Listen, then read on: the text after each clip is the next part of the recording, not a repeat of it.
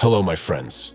Today we are going to talk about a comedy crime film called The Monster from 1994. Let's get started.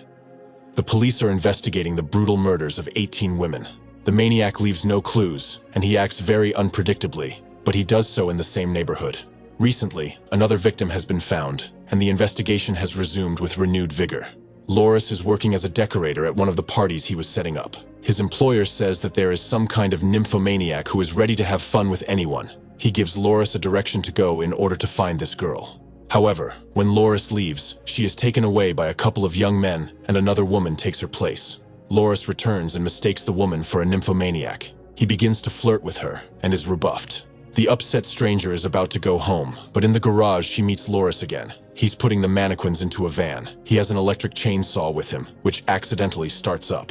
Loris tries to explain himself, but the woman thinks he wants to attack her, and she runs away in terror to the police. They had already drawn up a sketch of the criminal, and they quickly found Loris and began to follow him. Meanwhile, Loris is learning Chinese. A professor he knows helps him with this. Loris is going to get a job in a Chinese company, and he needs to know the language. In the house where Loris lives, he is not liked. He doesn't pay the rent, steals gnomes from the lawn, and does his best to disgrace the good name of the administrator. The administrator does not want to tolerate Loris in his building anymore, and he wants to sell his apartment. To do this, he brings potential future owners there. Loris, on the other hand, is cunningly getting rid of every possible buyer. He has already deceived 30 people. The neighborhood kids try to annoy Loris at every opportunity. After the manager left, they planted a cat in his apartment. Loris wrapped it in a rag and went to throw it away so that the administrator wouldn't notice him. He has to move around very quietly, which surprises his neighbors, but he pretends that it's necessary. On the street, a cat catches up with Loris. He goes around the corner with it, and then remembers that he was going to throw away the cat's body and returns to the trash can. Then, he goes to a cafe to have a free meal. Here, he encounters a man who is smoking, and a cigarette falls into his pants. On the way out, he sees a beautiful girl and stops to take a closer look at her. Meanwhile, the cigarette starts to make him uncomfortable, and Loris has to put it out with water. Loris is noticed by the owner of an antique shop, whom he has not paid for the watch, and he has to run away. Loris hides by clinging to the balcony. At the same moment, a girl in a short skirt comes out to see him. Loris then goes to the supermarket and makes the store employees think that the security system is malfunctioning. Then he walks past the checkout with a pile of stolen food. The police are analyzing the maniac's actions. The police followed Loris and saw him eliminate the cat, because he went around the corner with a live cat and came back with another one. They also observed him looking at a girl and spying on an attractive person on the balcony. In the video, Loris looks like a natural monster.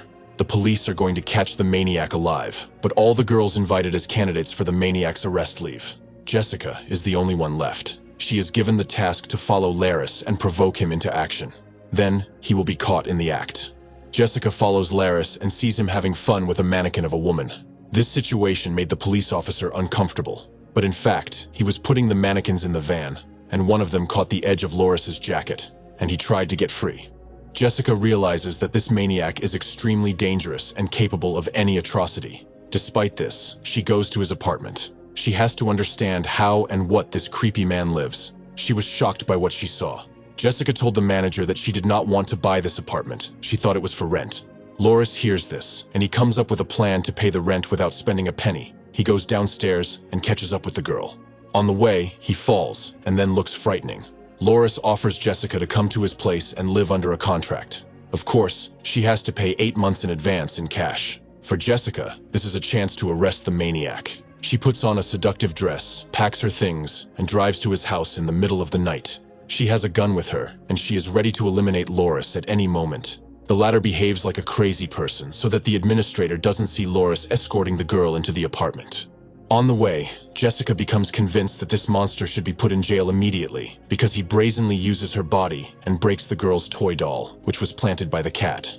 A psychiatrist working at the police department is delighted to learn that Jessica is now living with a maniac. He says that the girl only needs to reveal her femininity, and Loris will immediately attack her, and then the police will capture him. Jessica is in front of Loris around the clock, trying to seduce him with her body, but he never touches her. Once, Jessica did climb on his neck, but even then, Loris kept his composure. Jessica tells her psychiatrist about her failure, and he asks her to arrange a meeting with Loris so that he can determine the degree of Loris's behavior.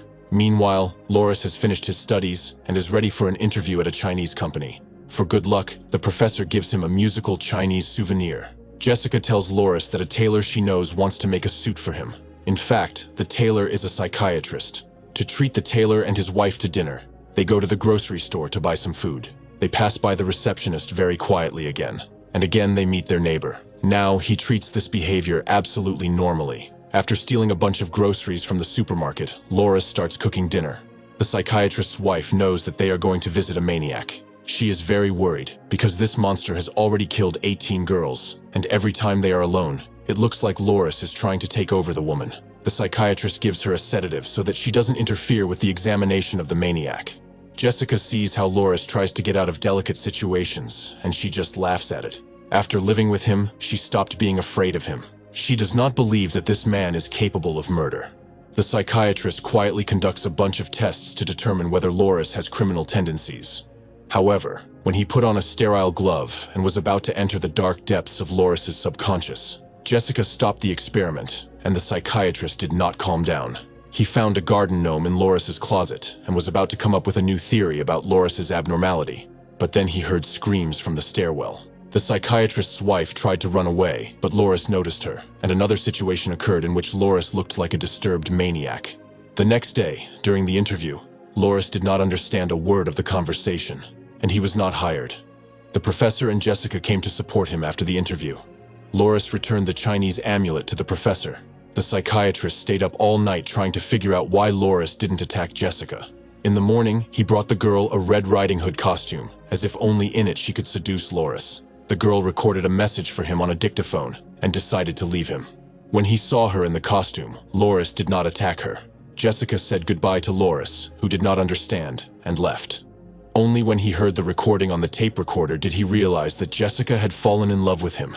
As soon as she returned to the police and told her superiors about everything, they immediately discovered a new victim of the maniac. This means that Loris is back on the warpath. The police don't want to play hide and seek with him anymore. They put Loris on the wanted list. His photo is shown on all the channels. A crowd of people gathers near Loris's house because people want to tear him to pieces for the atrocities he committed. Only Laris is not aware of how terrible a person he is. He calmly comes home and sees the crowd. From the people he learns about the maniac who lives in his building. He suspects the building manager. But then a woman recognizes him, and he is attacked by police and civilians. Loris runs away from the angry residents. Jessica goes to the crime scene and finds the Chinese toy she saw at the professor's place. She realizes that he is the maniac. Meanwhile, Loris escapes from his pursuers in the professor's apartment. He is not at home, but when he returns, a woman's hand is sticking out of his pocket. Loris realizes that the professor is the same maniac. At that moment, the police break into the apartment and arrest the professor. After this story, Loris and Jessica start dating. Loris tries to kiss the girl, but he is frightened by the noise of the construction workers. They try to hide from strangers and kiss. This scene is seen by a neighbor who has seen them in this position several times before. He is pleased to see a strange couple in love. Meanwhile, Jessica and Loris say goodbye to him and go on a long journey. If you have watched the video so far, you should know that I am happy to have viewers like you. Thank you for watching to the end. Subscribe to the channel and follow the news. Klontsak Recapped was with you. See you soon.